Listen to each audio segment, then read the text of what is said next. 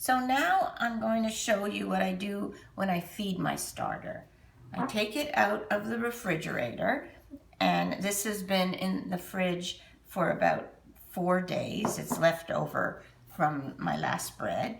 And this is the size that you can use if you don't have a fancy new starter crock like I have.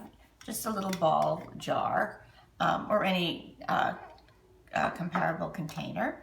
And I use these big jars to put the starter in as I feed it. So what I usually do is I take it out a few hours before I feed it, and I feed it for 2 nights straight, and I bake on the 3rd night. And based on Nancy Silverton's formulas, I have chosen to feed my starter the equivalent of 3 meals a day, all in one shot in the evening. And I've written down the various formulas that I use, and they all seem to work. So the one that I'm using is a half a cup of starter, or 4.5 ounces, 9.75 flour added to that, and a cup and 1 3/4 cups of water.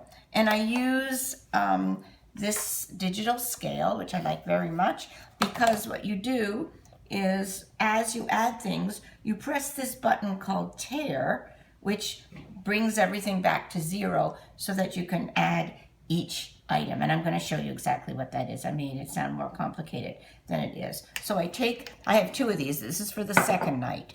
I take my jar, I put it on my scale, and I don't want the weight of the jar to be indicated, so I press tare, get it down to 0, and then I pour 4.5 ounces of starter into it, and it's indicating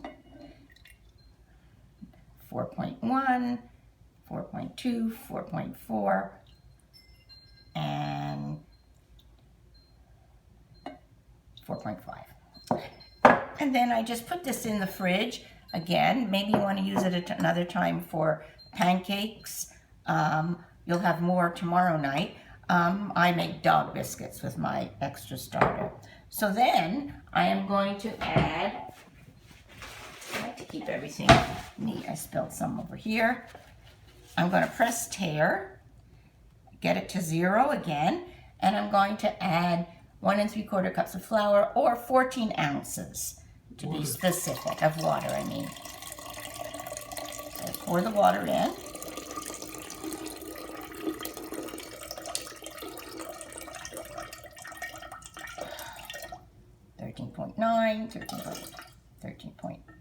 And 14 ounces. And it's just about 1 3/4 ounces of water.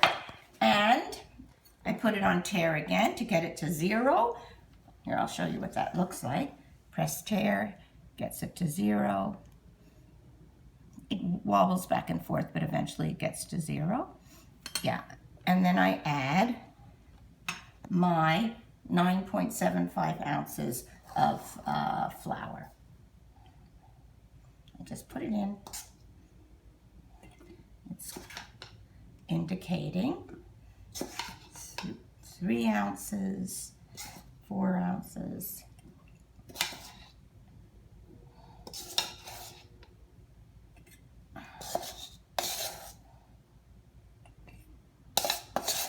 And I usually, I already measured it just for the purposes of this video to 9.75, but I usually just take it straight from my flour canister.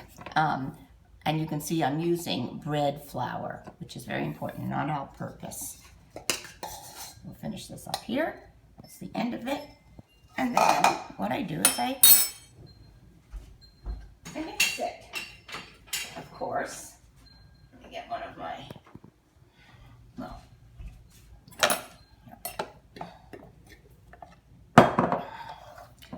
and I mix it pretty good.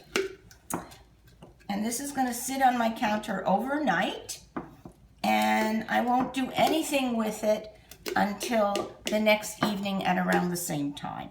So I do feed in the evening, but I start to bake usually in the morning. You're going to notice that the starter tomorrow morning, when you look at it, or when I look at it, it's going to be bubbly and frothy and really very strong. If you put your nose up against it, it's very astringent and it's not pleasant. So I sort of close it loosely, and that's it until tomorrow night. And I do this twice. I start over the next night with a new jar, and I pour my starter, my flour, and my water according to those measurements into it twice. So I don't think there's anything complicated about it. And then when you're all finished, you're going to have some left over at the end of the 2 days, and you will just keep it in the fridge or in your little crock until you bake again. So that's it. That was pretty